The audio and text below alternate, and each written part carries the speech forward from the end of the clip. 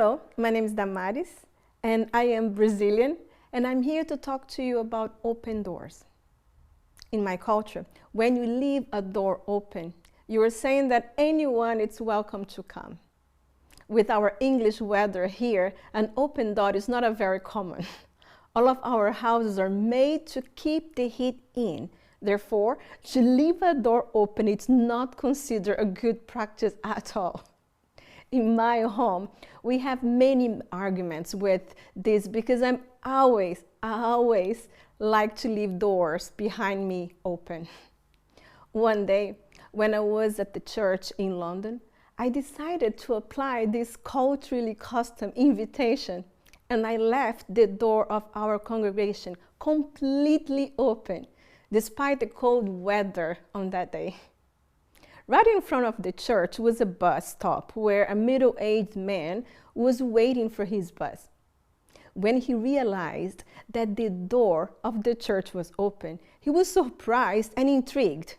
He probably thought, who on earth would leave a door open in such a cold weather? As he got closer, the loud and lively Brazilian songs he heard drew him inside.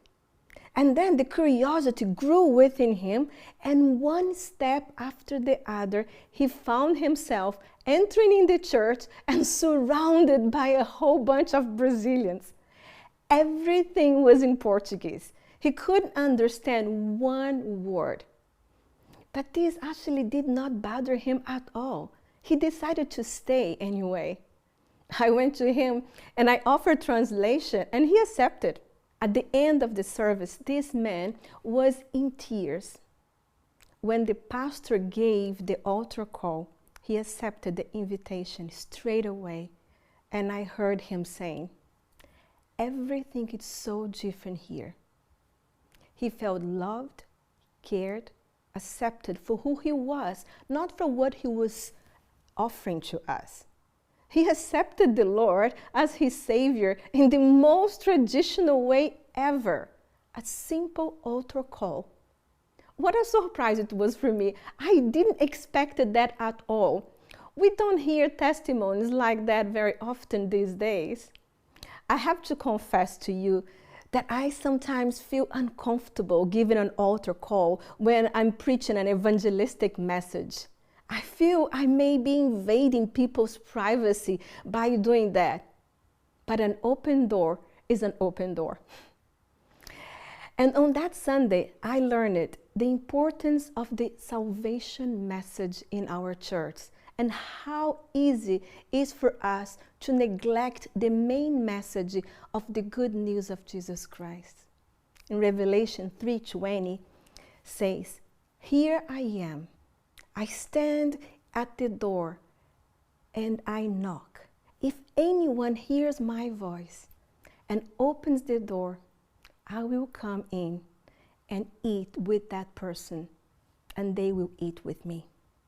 In general, we use this verse in an evangelistic context. We invited people who don't know God to open the door of their hearts, but in reality, this verse was written to the church of Laodicea.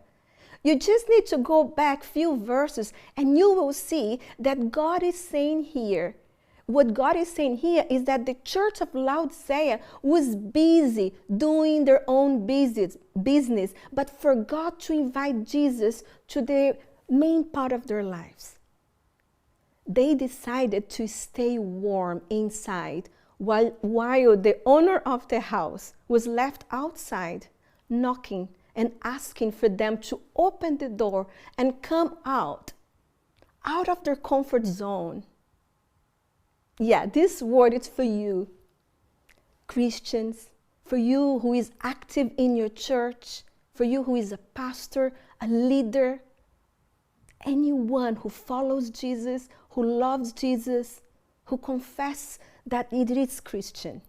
Jesus is saying to you, I am here outside. I am at your door and I am knocking. If you hear my voice and open the door, I will be able to come in and take part in your organization, in the organization of your programs, in whenever you're preparing your messages, even in your events. You just need to open the door and invite me in. Today, my prayer is that my heart, my life, my house, my family, my church would always be open to receive Jesus and anyone that he likes to send to me. I want to be open and come out of my comfort zone. I don't want to be a lukewarm Christian, but a Christian that takes time to listen to what God is saying and obeys. As I said at the beginning, an open door is a silent invitation to come in. So today I would like to invite you to open the doors of your heart and let Jesus come in and find a place to live. Opening the door for Jesus to come may not be easy. He wasn't inviting us to an easy and warm life with no challenges. What he's asking us is to open the door for him. And he's asking for us for sacrifices. Not really sacrifices that goes against our understanding of grace. But he's inviting us to open the door and face the challenges with him. These last 2 years, we have been advised to close the doors of our churches, our business, our houses, our arms for safety. But today, I would like to ask you to ask the Lord to show you how to reopen these doors of your life for the safety of your relationship with him. Just an open door changed the life of one man on that cold Sunday. Just an open door can change the life of someone in your community. This door can be the door of your church, your heart, your house, your family. Just be ready to open when someone knocks. This is the simple gospel, meaning the good news of Jesus Christ that God is inviting us to live out. My prayer for you is that you may always find an open door with fresh water to drink when you are thirsty, and a place of protection and love when you find yourself in a dark and confusing place. Don't be afraid to open the doors of your life. It won't be easy, I know that, but you are not alone. He's outside, just waiting for you. God bless you.